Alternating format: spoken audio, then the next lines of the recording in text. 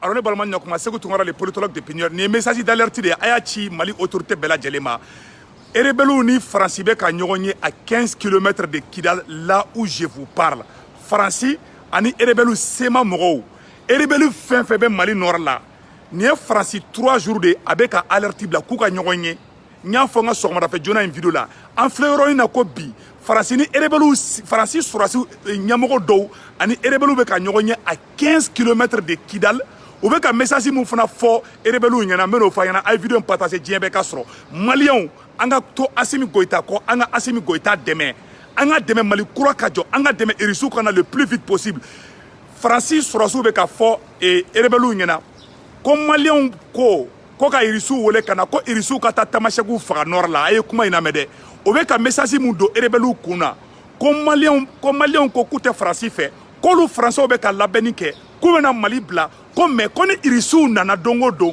ko irisu bena tamashagu de fa nord la mais mon ya fo sema mo nyana mes frères tamashek mes frères de la sema mes frères de tout de ça dit que de toute ethnie du nord le Mali n'est pas contre les Touaregs unissons-nous pour sauver ce beau pays mes chers frères de la sema nous ne sommes pas des ennemis, nous sommes des frères. Que tu sois Tamashek, que tu sois Bela, que tu sois Maraka, que tu sois Maninga, que tu sois Dogon, que tu sois Pel, nous devons nous unir pour sauver ce beau pays.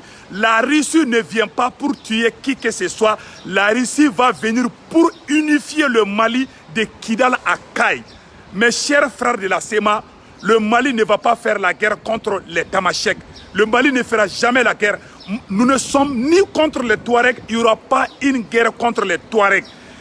Francibe ka don erebelu de Congolo la, ko erebelu ku kolosi, ko Malien be ka taga irisu de nofe, ko ni irisu nana dongo don, ku tena barawreke, ku be nana Tamasheku de faga, ku be na taga sema mogo de faga Kidali, ko sema mogo ki prépare kele kamade, ko Assimi Goïta, ko ye banda o boye, ko parce que ko banda o kumbe fe ka Tamasheku deme.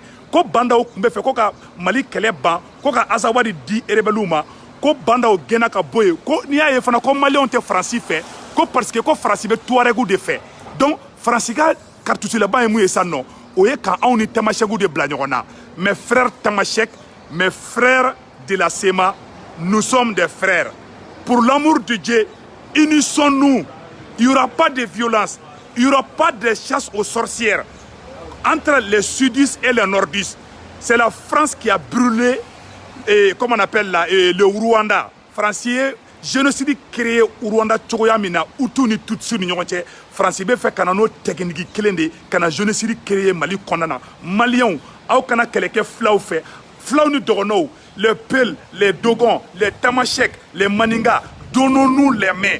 Donnons-nous les mains, nous sommes tous des dignes fils de ces pays de Kidal à Kay. Sauvons ce beau pays. Plasiko keleo, kel karsa kamanga keni nyeo, karsa kanga keni nyeo, ango bedabla. Assimi Goïta est le président de la République. Unissons-nous pour sauver ce beau pays. Il n'y a pas une guerre contre une ethnie. Il n'y a pas une guerre entre les Dogons et les Peuls.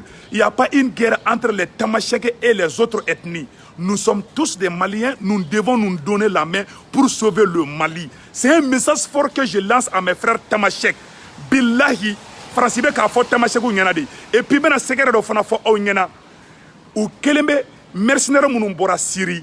Nous u tara Syrie kerela. O do traversera Algérie fait. O mercenaires il y a da agaliga mogo ani sema mogo. Francibe ka Tamasheki bede Mali Tamasheku de wole sano Mali nord fambela. Mali Tamasheki febe Mali nord fambela. Francibe ka wole di a bela jelema. Kuku koloside. Ko Assimi Goïta be fait ka irisu de wole ko irisu ka taga Mali Tamasheku faga. Mes chers parents du Nord, nous n'allons appeler la Russie pour tuer qui que ce soit. Les Russes ne viendront pas pour tuer les Maliens. Les Russes vont venir pour faire la paix entre la SEMA et les gens du Sud. Il n'y a pas de problème entre nous.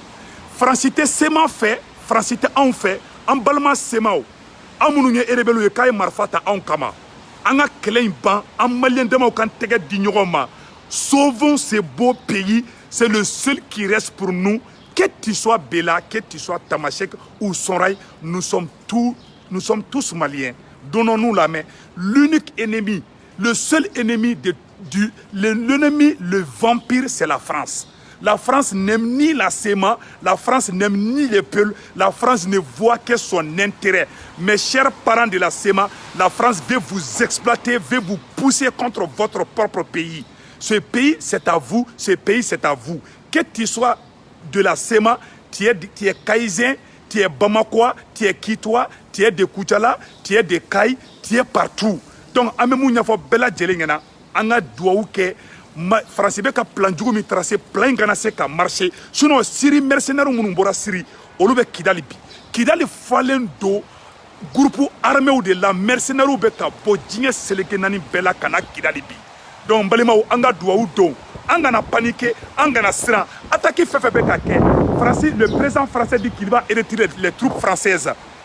Francis président Okabe Francis et Sorassou Labo Mali Konana. Si ça attaque ou beka tchaya fambe, au kana sran, au kana yoro, Francis ka plan de do kan be boan jakan. Wala sanga fogoni Francis tarato ko Mali tesa ere koro. Irisu benna, ame mungini Mali autorité au fait.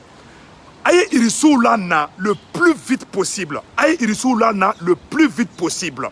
An mago be irisu la Assimi Goïta namana ni irisu ye bila o ba dafira dala awa seger do fana be meno fanyana bi ko bandao président bandao ani Afrique président do kumbe ka kuma ko ka Assimi Goïta Maliki Diao ani Wage ani Sadio Kamara ani Modibo Kone ko kolu éliminer ka boy anga président africain do de ni bandao ka communication ko dossier o fana secret o kuma kan enregistrer lembe anga Sorassou bolo ou ya ira CEDEAO président do la banda oni président do be ka kuma en krefe dugu do ntena dugu toko fo o président o ye téléphone ci banda o ma ko ka colonel ni be éliminer ka boy sous l'ordre de l'élige de la France. France ka plan kuyemi awa Assimi Goïta aye ibeka gendomina awni irisu ka ambassadeur ye nyogonye nya fa na ngo français rancune na mogodi.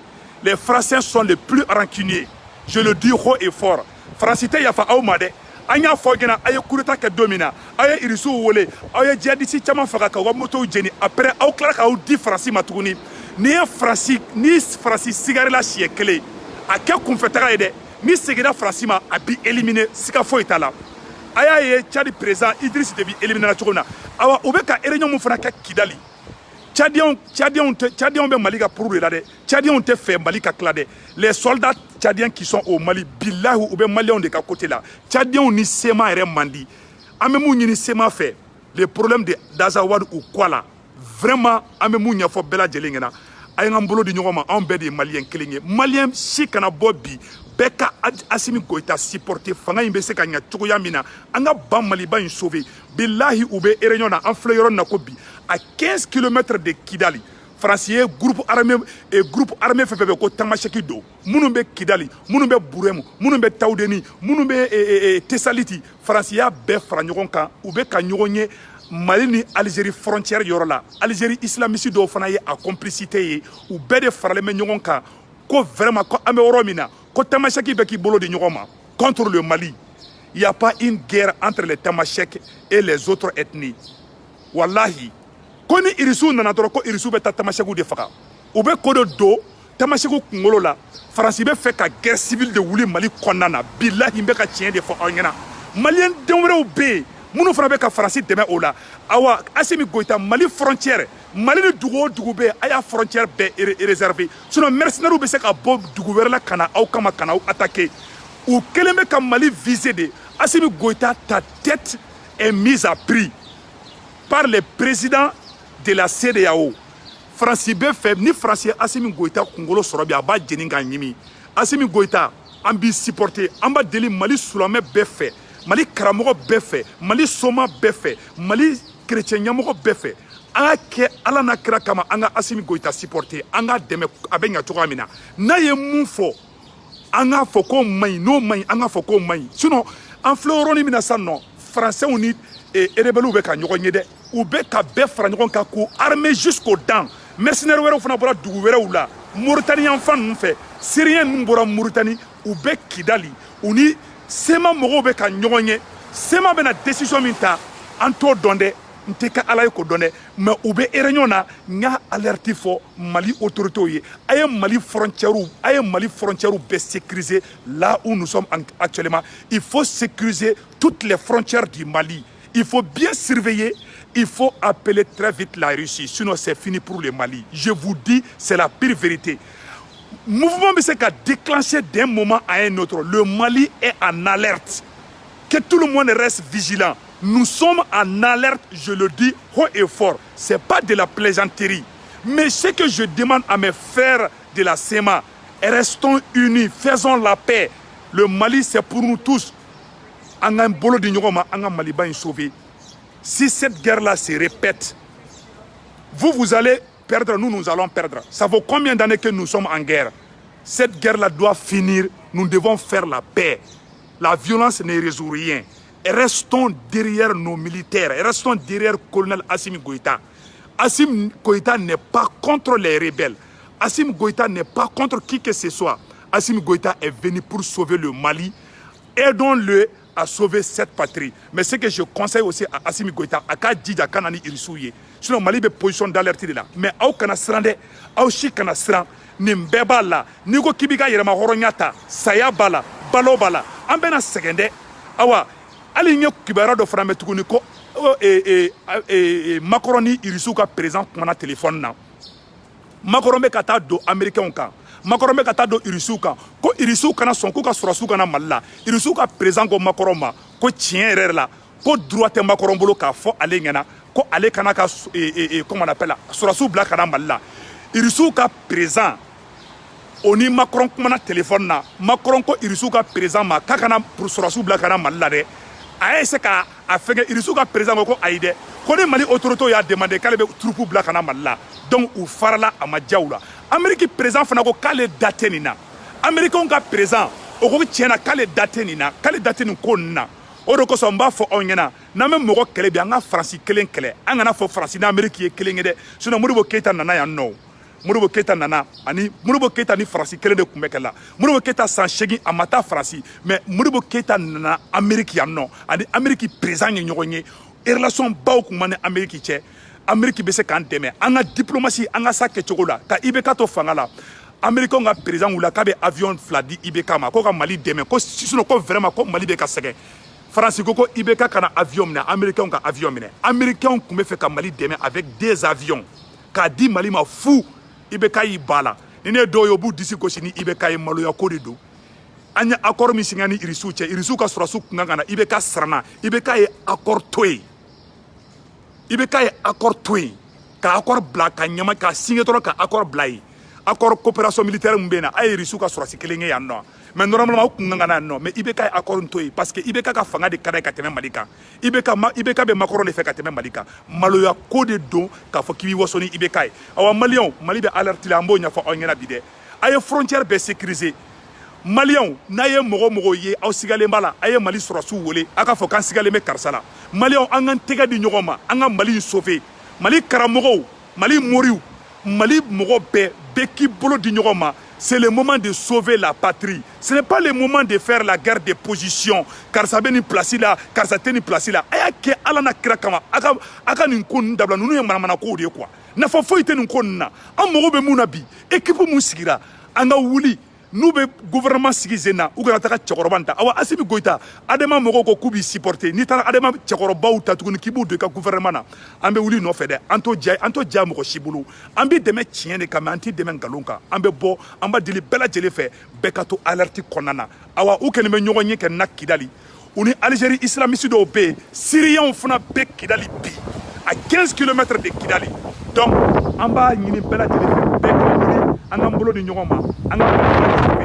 autorité mogo na yaw sibile wa da fa awdala utaw to yo te ya fa awmane Assimi Goïta France yaw nega chien folo ayo kutata ke ibekala awni irisuka ambassadeur nyonye anu irisu yo ko mun ke dugola France bora kama aw ci France te ka banda o blanca ka éliminer aw échapper là ko folo ala yi me flana yi mogo no na ye peuple janfa zina ka o di France ma u bo ken ngomi ka o nyimi faut que Dieu vous le courte tête que mal l'appelé. On va sur le tubabu John doit sigi en kuna.